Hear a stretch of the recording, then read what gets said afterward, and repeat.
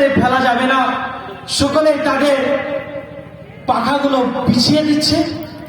নবীজি সাল্লাল্লাহু আলাইহি ওয়াসাল্লামকে আবার জিজ্ঞাসা করলেন, ইয়া রাসূলুল্লাহ, আপনি কান্না কেন করছিলেন? বললে, এই জন্যই কান্না করলাম যে হযরতে হানজালা দুনিয়াতে যে বিবি পেয়েছিল, বিবির মায়া করেনি, মা বাপের মায়া করেনি, টাকার কোনো মায়া করেনি। তাই হযরতে হানজালা রাদিয়াল্লাহু তাআলা আনহু বিবিকে ছেড়ে চলে গেলেন, যুদ্ধের ময়দানে গিয়ে শহীদ হয়ে গেলেন। শুধু একটাই কারণ, সেটা হলো আল্লাহ এবং আল্লাহ রসুলকে ভালোবাসার কারণে, প্রেমের কারণে।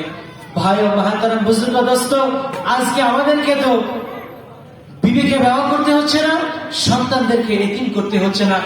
একটাই, সেটা হলো কি, আমরা সকলেই 5 ওয়াক্ত নামাজি হয়ে যাই, আলেমদের সঙ্গে সৎ ব্যবহার করি এবং কি আলেমদের পাশে থাকি।